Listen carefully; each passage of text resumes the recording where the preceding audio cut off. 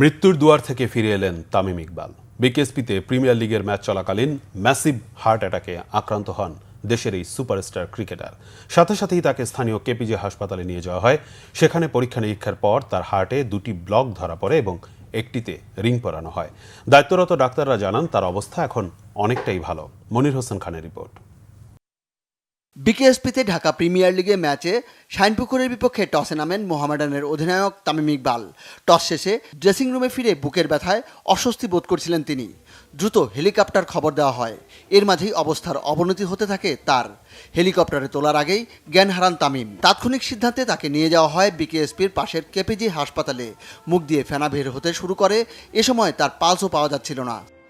সেখানে 22 minute CPR দেওয়ার পর শ্বাস ফিরে আসে তামিম ইকবালের। এনজিওগ্রামে তার হার্টে ব্লক ধরা পড়ে, পরানো হয় রিং। ক্রিটিক্যাল কন্ডিশন থেকে যতগুলো চিকিৎসা প্রয়োজন সবকিছু করা হয়েছে এবং আল্লাহর রহমতে যে কন্ডিশনটা আসলে অনুকূলে আছে এবং ওনাকে আমরা বলি যে ওনার একটা হার্ট অ্যাটাক হয়েছে।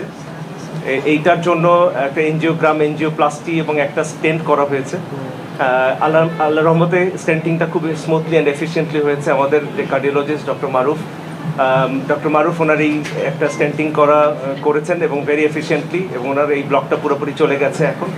বাট অবশ্যই আমরা যেমনটা বলছিলাম যে একটু ক্রিটিক্যাল কন্ডিশনে ছিল।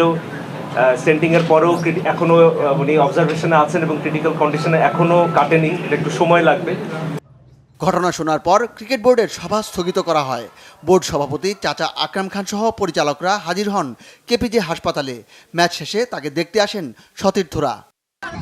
এখন ভালো আছে, এখন ভালো আছে। না ঢাকা নিতে পারবে না এখন। ডাক্তাররা জানান তামিমের অবস্থা এখন অনেকটাই স্বাভাবিক। জ্ঞান ফিরেছে, রাখা হয়েছে 24 ঘন্টার পর্যবেক্ষণে। মনির হোসেন খান, বাংলা ভিশন, ঢাকা।